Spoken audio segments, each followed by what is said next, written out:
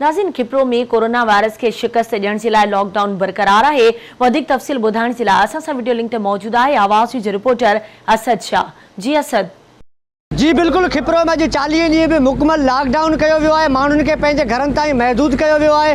खिपरो police ऐं rangers शहर के समूरनि रोडनि ते गश्त करे कारोबारी मरकज़ पिणु बंदि कराए छॾिया आहिनि। उन खां अलावा अव्हांखे इहो बि ॿुधाईंदा हलूं त इंतज़ामिया पारां ॿुधायो वञे पियो त अॼु जुमे जे ॾींहं जे करे 12 वॻे खां 2 बजे ताईं मुकमल लॉकडाउन किया वेंदो। उन खां अलावा अव्हांखे इहो बि ॿुधाईंदा हलूं त अॼु सॼी मुल्क में मज़दूरनि जो आलमी ॾियारो आहे, पर हिते जे मज़दूरनि खे पंहिंजे आलमी ॾियारे जी बि ख़बर न आहे ऐं गवर्नमेंट तरफ़ां जेको राशन ॾिनो वियो आहे उहो बि हिते जे मिसकिन मज़दूर तबके खे हेल ताईं नाहे ॾिनो वियो, जॾहिं त हिन लॉकडाउन सबबि सभ खां वधीक मुतासिर बि हिते जो मज़दूर तबको थियो आहे। उन खां अलावा अव्हांखे इहो बि ॿुधाईंदा हलूं त रमज़ान शरीफ़ जे भलारे महीने मंझि हिते जे मुनाफ़िक़ोर दुकानदारनि पंहिंजा हथ ठोकिया रेट मुक़ररु करे छॾिया आहिनि, जंहिंजे करे ग़रीब ऐं मिसकिन तबके जा माण्हू इंतिहाई वॾियुनि परेशानियुनि खे मुंहुं ॾेई रहिया आहिनि। उन खां अलावा अव्हांखे इहो बि ॿुधाईंदा हलूं त हिकु पासे मुसलसल लॉकडाउन आहे ऐं ॿिए पासे रमज़ान शरीफ़ जो भलारो महीनो आहे ऐं तव्हां ॾिसी सघो था त हिन वक़्तु गर्मी पद जेको आहे सो 45 सेंटीग्रेड ते वञी पुॻो आहे।